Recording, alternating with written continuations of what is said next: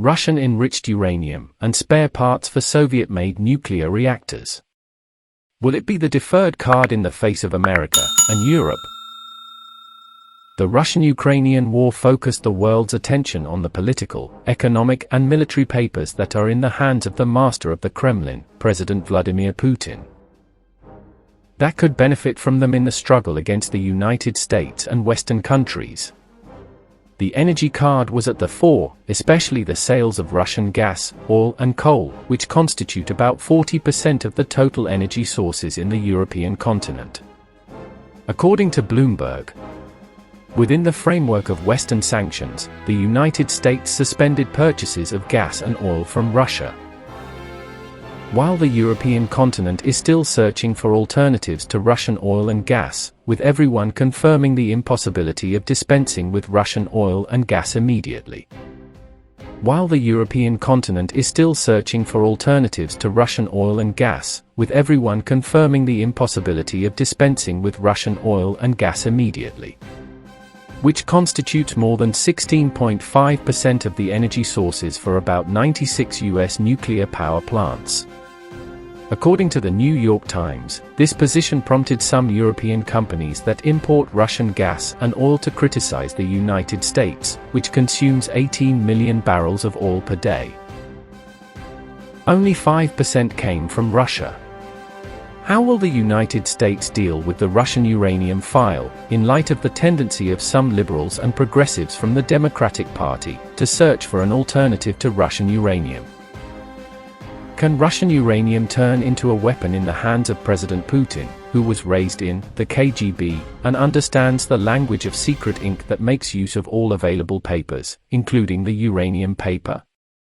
Many countries are turning to producing electricity from nuclear power plants, for many reasons, but the most prominent of them is that nuclear energy is characterized by low carbon emissions and cheap prices. Especially in industrialized and energy-intensive countries, such as China, that are switching to nuclear power instead of coal. Therefore, there are expectations that the global demand for enriched uranium will rise in the coming years, from about 162 million pounds of enriched uranium in 2022, to about 206 million in 2030, and about 2,929 million pounds in 2040, according to the data of the World Nuclear Union. Russia's exports of enriched uranium constitute about 35% of global exports, and it produces about 2,846 tons annually of natural uranium before enrichment, which makes it the 7th country in the world in extracting natural uranium. But it is the world's first country in uranium enrichment, and it ranks first in exporting the enriched uranium needed to operate peaceful nuclear reactors. On the other hand, the United States is the country that consumes the most uranium, with a volume of 19.16 thousand tons annually. It also obtains 20% of the electricity across the United States of America from 96 nuclear plants, while nuclear reactors produce about 40% of the electric power in the states of the American East Coast, according to Russian atomic scientist Igor Estrovets, who described stopping Russia's export of enriched uranium as a disaster for Washington in the field of energy, because the United States does not have alternative thermal plants for nuclear plants. Russian Deputy Prime Minister Alexander Novak threatened to stop the export of enriched uranium to the United States, in response to US sanctions on his country. Moscow is considering banning uranium exports to the United States in retaliation for the sanctions, he told the Russian TASS news agency on March 18.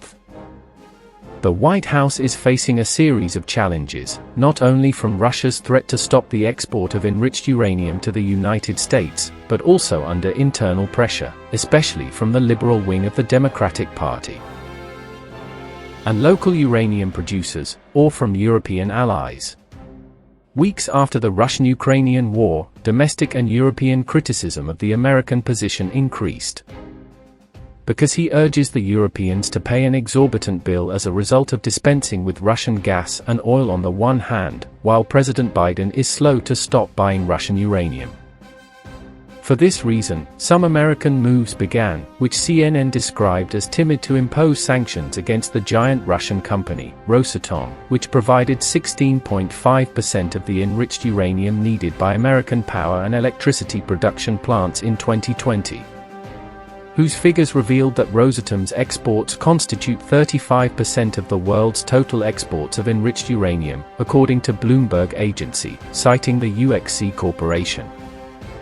And increases the pressure on the United States of America, that it obtains about 30% of two of Russia's allies, namely Kazakhstan and Uzbekistan, according to the U.S. Energy Information Administration. The imposition of these sanctions will be the end of nearly 30 years of Russian-American cooperation in the field of enriched uranium, which began after the death of Soviet leader Joseph Stalin. It was strongly demonstrated after former U.S. Vice President Al Gore signed an agreement with Russian Prime Minister Chernomyrdin in 1994 on Russia's sale of enriched uranium to the United States for use in nuclear plants that produce electricity.